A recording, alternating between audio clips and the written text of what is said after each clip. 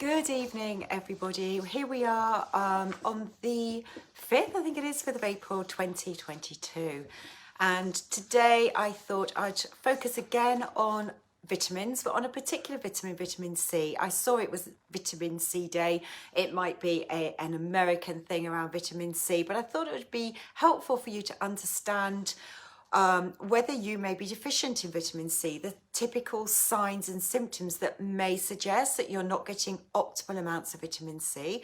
There's a massive difference between the NRV, the nutrient reference value, or as we used to call it, the RDA value of vitamin C, and optimum levels of intake. And this is where I very much focus on when I'm talking to clients to help them recognize where they may potentially be deficient in a vitamin or mineral and how we can optimize levels. So I'll talk about deficiency signs. I'm going to explain why it's used in how it's used in the body, so why we can end up with these deficiency signs. And of course, importantly for you, what are the best food sources? And it does go way beyond oranges. In fact, you may not know that oranges are actually not the best source of vitamin C. And yet it's the first thing we always think about is orange juice or eating oranges. But yeah, I'm not saying don't, but it's not actually the richest source of vitamin C out there. So vitamin C is crucial to the functioning of our body. It's involved in many, many, many biological processes. And like guinea pigs, we are the only mammals that cannot make vitamin C. So guinea pigs, my daughters had guinea pigs when they were much younger, and we bought vitamin C drops for them because to make sure they were getting optimum amounts of vitamin C in their diet, because guinea pigs cannot make vitamin C. But how often do we think about that, and that we should perhaps consider supplementing or making sure our diet is optimal in the amounts of vitamin C that we actually need? And did you know that scurvy is on the rise? Now, scurvy was believed to have been eradicated in the sort of 18th century at naval times. Seafaring people would come down with scurvy, and eventually it was recognised that we needed to give them lemons or oranges to help overcome scurvy. Yet we are now seeing scurvy in the UK, and we're seeing scurvy amongst children. It's not massive numbers, but we shouldn't get scurvy. You know, scurvy, what that means is that our levels are so low. I'm not talking about optimal amounts to keep our body really healthy. I'm talking about a deficiency that leads to the disease of scurvy. And numbers have doubled in the last 10 years between like 2010 and 2020. And I imagine it will increase further if people are not very conscious about what they're eating and maybe eating too many processed foods. Now, I know that all of you watching this will not be getting scurvy because you're very conscious and you take care of your health. But that doesn't mean to say you're getting the optimal amounts, and you could at times get deficient, and I'll go on to explain why. So this is a list of current common deficiency signs. There could be other reasons, of course, for some of these deficiency signs, but these are very, very common. So do you ever experience any of these? Bleeding or swollen gums, frequent colds and infections that you may really struggle to shake off. You know, they linger. You know, you spend a winter going from one cough and cold to another. You may not have experienced that in the last couple of years, but now in the last winter, if we've come out of lockdowns and we're interacting with other people, it's not always COVID. You know, we do get common colds and coughs, and do you find that you struggle to overcome them? Persistent iron deficiency anemia. So, you know, iron deficiency, struggling to overcome it. You taking iron supplements that you may have been prescribed by the doctor, but it's still persisting. It's not getting up to the levels that are ideal. Inflammation in the body, which is linked to oxidative stress that I'll go on to talk about. Weak bones and teeth. It's way beyond thinking about calcium here. Painful joints. Slow wound healing. You know, you have a cut and it's just not very quick to heal. We see that a lot, don't we, in elderly people? But this is more common now. So, you know, wounds that are very slow to heal. You bruise easily. You know, you get a little knock and then you suddenly realise you've got a bruise and you think, gosh, you know, I didn't bash myself, but I've got a bruise. That can be a really good telltale sign about lacking vitamin C. Excessive amount of wrinkles. Of course, we're going to get wrinkles, but you know, do you feel you're getting more wrinkles than you should for your age? Rough and bumpy skin, often on the backs of arms, they might be a little bit red and pimply, but red and bumpy skin may be a sign of vitamin C deficiency, and increasing tiredness. Well, of course, tiredness can be linked to many things. But I'll just explain its roles, vitamin C's important roles, and why it links back to a number of these things. So it has a very, very important role in collagen production. So collagen is what gives strength to muscles, bones, teeth, cartilage, ligaments, your gums, your skin, your nails, and your hair. It's why it's essential for wound healing. We need good collagen production to really form good, strong healing at the sites of wounds.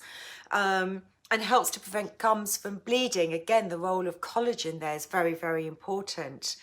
Helps to develop strong bones and teeth and joints. And the reason why it might lead to bruising, sorry, the light is just a little bit, I'm just catching the evening sunshine here, so I hope you can see me okay. Lovely to get some sunshine actually, but it may just not be giving me the best look. Yeah, the reason why it's linked to bruising is to do with our capillaries. So we've got our main arteries and we've got capillaries. And the capillaries are the little minuscule leading off from the arteries at the surface level.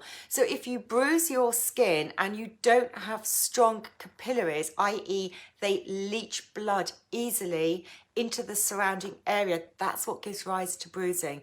Can be a sign that your capillary strength isn't optimal, and therefore it is a sign of maybe lacking vitamin C. I'm going to be back one moment. I'm going to pull my curtains across one moment.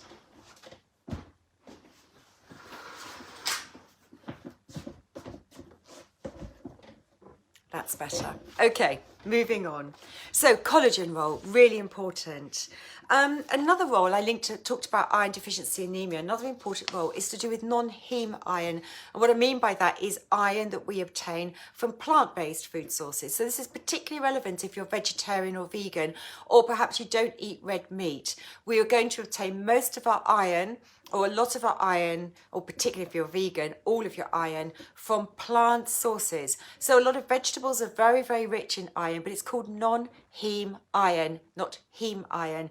And non-heme iron requires vitamin C for the absorption of iron from the gut, where we've eaten our food, from the gut and into the bloodstream, which is why a lack of vitamin C can be linked to this iron deficiency anemia, particularly if you're more plant-based or you're conscious that, oh, red meat may not be so healthy for you, which I don't necessarily agree with. But if you're not eating red meat, for health reasons, for ethical reasons, you may just not be getting sufficient iron uptake when you eat a meal from the gut and into the bloodstream. It's also involved with the utilisation of fats in the energy cycle. So we don't always rely on sugars in our energy cycle for creating energy in the body. We also use proteins and we also get our energy from fats. We need vitamin C as part of that energy cycle to get the energy from the fats, which is why a lack of vitamin C can be linked to tiredness, the iron deficiency, or maybe to do with poor conversion of fats for energy sources. It's also one of our main antioxidants. Now, antioxidants neutralize free radicals. Whenever there is processes going on in the body, whether it's the generation of energy or other processes going on in the body, it creates what we call free radicals. Free radicals are damaging to the body. So we create free radicals, but we don't want them. They have to be neutralized. And the neutralization happens with important antioxidants. And vitamin C is a very crucial antioxidant. It's a very complicated cycle involving lots of other nutrients and minerals as important antioxidants. But vitamin C is like, you could say it's at the top or the bottom of the chain, has a very important role of this and in the antioxidant cycle to stop damage from free radicals. So it stops damage to cells, it stops damage to DNA structures in the body. And together with selenium and vitamin E, it helps prevent oxidation of the bad cholesterol called LDL. Now, when we think about cholesterol and heart disease, we think it's the cholesterol that's the damaging aspect.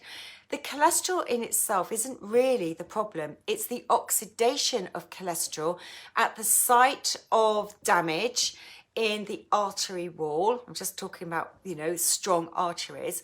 And it's the damage when at the site of an artery, and the cholesterol is used as a plug. So it's a good thing. It plugs the damage, but cholesterol can be easily oxidized and damaged in its own right. And therefore vitamin C together with selenium and vitamin E is very, very important to stop this oxidation and damage, and then it creates more buildup of cholesterol. So, you know, this thing about cholesterol being bad for you, you know, it's not really the cholesterol per se, it's the oxidation of the cholesterol together with the different types of HDL and LDL types of cholesterol. Very important role in immune function. So, you know, if you're getting these persistent colds, coughs, you can't shake them off, you may be lacking vitamin C. It stimulates white blood cell production and helps to fight viral and bacterial infections. So it is always my immediate go-to. The first sign of a sore throat, that's usually my warning sign that something's happening for me from a cold or infection point of view. It normally starts with a sore throat. I will reach out for supplementing vitamin C. And I'll talk a little bit about supplementation at the end. And finally, your adrenal glands. Now, your adrenal glands are these little sort of kidney-shaped, like red kidney beans that sit on top of your kidneys. They're tiny, but they are our source of stress hormones, adrenaline and cortisol, and they have many other important roles in the body. But you may not know that vitamin C, or the adrenal glands, use up more vitamin C than anywhere else in the body. Now, if you're experiencing a lot of stress, and hey, aren't we all these days, but if you're particularly under stress and chronic stress, then you're going to become very quickly depleted in levels of vitamin C, because the body needs a lot of vitamin C to be producing adrenaline and cortisol. So, you know, if you can't, I often find with clients that they'll have been going through a period of stress and then they're saying, I just can't shake off colds. I've been getting a lot of colds. I think that links back to the vitamin C and the adrenal glands and the stress and onto the immunity. So how are we going to ensure adequate intake from our foods? Just a little bit of, not science, a little bit of technical terms. We used to talk about RDA, and it's now become the NRV. When you look at the back of a packet of supplements, you might see the NRV and the percentage of NRV in your supplements. This stands for the nutrient reference value. Now, the nutrient reference value for vitamin C is just 80 milligrams. I'll go on to explain why I say use the words just. I looked at the NHS website earlier on today to check what I'm talking about tonight. The NHS says that a daily intake of vitamin C is just 40 milligrams. Now, if you think about all the roles that vitamin C is needed for in the body, these levels are set to protect against deficiency, and I would particularly say it's about protecting against scurvy. This is completely different about optimal health, and all those things I've just spoken about.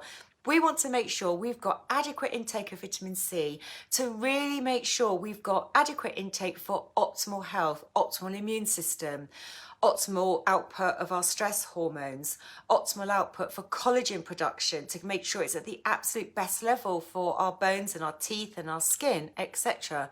So it's very, very different to having scurvy, to having optimal levels to keep us very, very healthy. And an optimal intake of vitamin C, it's not unusual for me to be recommending to people having 1,000 milligrams. And if you're particularly stressed, I think that's very, very important. So you've got NHS saying 40 milligrams, you've got the nutrient reference value set at 80 milligrams, and I'm talking about 1,000 milligrams. Now, is that dangerous? Is it not safe? It isn't dangerous. It isn't not safe. It is very safe. Vitamin C is a water-soluble vitamin. Your body can't store it. It's going to excrete it. It's only going to hold on to vitamin C for a few hours in the body. So we need a regular intake from various food sources to make sure we're getting enough from our diet to keep topping levels up in the bloodstream for its needs throughout the day. It is easily destroyed through oxidation. So if you think about an apple, Cut an apple, look how quickly it turns brown, it rusts, that's an oxidation process. It's the vitamin C that is oxidizing. That's a really, really good example, and it's a great thing to talk to children about when you cut an apple and it goes brown. That rusting is oxidation, and we get oxidation in the body. So if there's a lot of oxidation, it's destroyed through oxidation and is lost in the air. It's also lost when we're cooking at high temperatures. So, this thing about, do you boil your vegetables or do you steam them or cook them in, like stir frying them? I tend to steam a lot of vegetables or stir fry or roast them. But we just need to be aware that we do lose vitamin C at high temperatures. We also lose vitamin C when vegetables are cut and stored for long periods of time. So you could have some great sources from foods, but if they've been grown abroad and they're stored and they're travelled for long distances before they arrive in the supermarket, before they arrive in your home, and before you eat them, what level of vitamin C is going to be left in them is significantly lower. It's also depleted in the body from lifestyle factors. So I've mentioned about the impact of stress depleting vitamin C. Smoking really depletes vitamin C. It's thought that one cigarette uses up 25 to 100 milligrams of vitamin C. So if you're a smoker, there's a real need to add vitamin C into your diet. Alcohol, the pill, pollution, and then drugs like aspirin and non-steroidal anti-inflammatory drugs really enhance the excretion of vitamin C from the body, so we need to make sure we're getting more into the diet. So with that knowledge, it's not surprising that we need to be very, very careful with our intake. As I said at the start, oranges are always thought of being the best source of vitamin C. It's good, but it's not the best source, but do eat oranges by all means. I always talk about making sure we get most of our plant sources from vegetables and top it up with fruit. It shouldn't be fruit and topped up with a little bit of vegetables because of the sugar content. But there's some very good fruits here that I'm going to mention. Low sugar sources are really good sources of vitamin C. So in no particular order, I'm going to read this list. So acerola cherries, they're not the main cherries that we buy, and actually they're the sort of cherries that we find in certain supplements when we're trying to manage gout. I haven't put it in my talk, but actually if you've got high levels of gout, vitamin C is really important to help the excretion of it. So acerola cherries is not really going to be your main food source, but you might find it in certain supplement forms. So I'll just list this food. You've got guavas, black currants, bell peppers of all colours, your standard peppers that you cook with, and then the sweet peppers. We're finding more and more of these long pointy peppers that you might add to salads, the sweeter ones.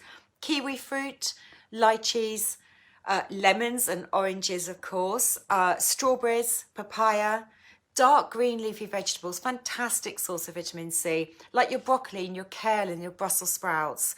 Parsley, brilliant source of vitamin C, and peas and watercress and cauliflower, melon, tomatoes, and chili peppers. So we need to make sure we're getting a really good intake across the board of these food sources. And it's yet another reason why I go on so much about saying we need 10 a day of vegetables and fruit, which seems impossible. There are ways to achieve this, but we need to be making sure we get far more vegetable and fruit intake into our diet, particularly for the reasons of vitamin C. So just finally, do we need to supplement or not? I recently gave a talk about my top supplements for women. I didn't specifically pull out vitamin C alone as a supplement, although I did mention vitamin C in relation to collagen supplements for the reasons I've just talked about, vitamin C and collagen formation in the body. So if you are consciously eating a very wide variety of fruit, vegetables in your diet, and particularly the ones I've just listed there, and you're not experiencing chronic stress in your life at the moment, and I hope you're not, then you may have enough for your needs. If you haven't got any of those deficiency signs, then I'm sure your intake is going to be adequate. But if you do have a lot of stress, and if you're aware of any of those deficiency signs, you're sort of thinking to yourself, yeah, I think I do experience 1 or 2 or 3 of those, then it may be an idea to supplement for a while. So continue to always focus on your food sources, but think about topping up with vitamin C as a supplement. You can get time release formulas, and the reason being is because I said the body uses it up within 2 or 3 hours and then we lose it from the body. Time release formulas do this gentle sort of drip feed from the gut into the bloodstream of vitamin C, so they're very handy. They also come, the good formulas come with a thing called flavonoids, like there's something like bilberry, because it helps the body utilize vitamin C better in the body. So supplements will usually be time release, and they may come with flavonoids as well. There's a lot of new formulations of supplements on the market now, and you may have come across them. They're called liposomal, and the reason being is that the uptake from the gut into the bloodstream when they're in this fat soluble form, meaning liposomal, lipids, enhances the absorption. I don't go out of my way to use those. They're a lot more expensive, so I think you need to decide whether you think you're really deficient or whether you just think you want to top up for a little while. But I normally recommend using 500 milligrams twice a day, again for making sure we optimize our amount. If you buy 1000 milligrams and it's time release formula, you know, that's good to be using on top of your vegetables and fruit intake that you're getting as well. And it's just going to sort of go the extra mile to help you get the optimum amount that you might need at this point in time to help you with your lifestyle, and whatever else might be going on for you at this point in time. So hope you found that interesting. This will be uploaded to my YouTube channel, Peyton Principles Natural Health. I would really appreciate it if you could come over to my YouTube channel and subscribe, trying to get my number of viewers up to 100. That's really important for me if I can do that. So do recommend it to other people as well. And I will be back next Tuesday with my next installment. I always say to you, if there's anything you'd like me to talk about, do let me know. Pop it in the comments below. And I'm very happy to look into whatever you're suggesting and develop that into one of my weekly live talks for you. Thanks for watching tonight and have a great week. Bye.